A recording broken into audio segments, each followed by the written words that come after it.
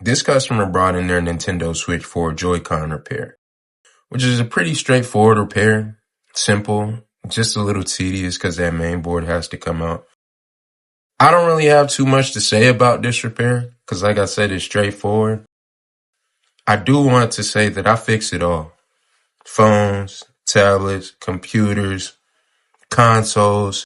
If I can get a part for it, I can fix it. I didn't even know what I wanted to record over this video. I just know I needed to get a video posted. So here it is.